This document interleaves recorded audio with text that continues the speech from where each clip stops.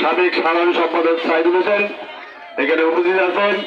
2 নং বালাপাড়া ইউনিয়নের সাবেক ইয়াকুব আলী হোসেন এখানে মহিলা দলের 2 নং বালাপাড়ার আহ্বায়ক সাপলা বেগম এখানে উপস্থিত আছেন।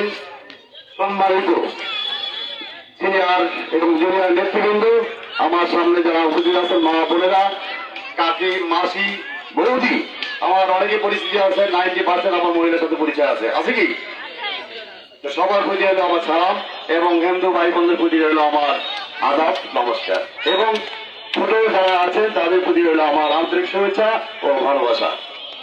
আমি বক্তব্য দীর্ঘায়িত করবো না, যেহেতু এখানে আমার সিনিয়র পার্সন নেতৃবৃন্দ আছেন, তাদেরও বড় বড় সুযোগ সুবিধা দিতে হবে এবং মা বোনেরা যেহেতু আছেন, আপনাদের রান্না বান্নার সময় হয়ে যাবে, আপনাদেরকে সময় দীর্ঘায়িত করবো না।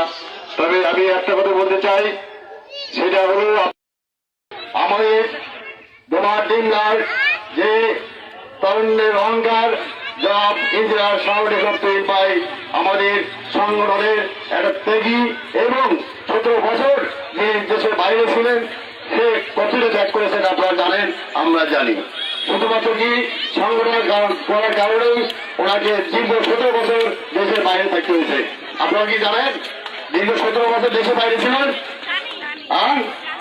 কোন সরকারের জন্য? যেটা শরীরের শাসক 17 বছর যারা আপনাদের আমাদেরকে ভোট থেকে বিরত রাখছিল, সেই স্বৈরতান্ত্রিক সরকার শেখ হাসিনা সরকার, তার নির্যাতন এবং নিপীড়ন আমাদের এই দক্ষিণ বালাপাড়ার এই ওয়ার্ডে, যার বাড়ি এবং 2 নং বালাপাড়া ইউনিয়নের সাবেক সভাপতি হামিদুল ভাইও জেল খাচ্ছেন। আপনারা জানেন কিনা জানেন? এই সরকারের নির্যাতন আমরাও করেছিলাম। আমরাও যদি 10 দিন বাইরে থাকতে পারছি,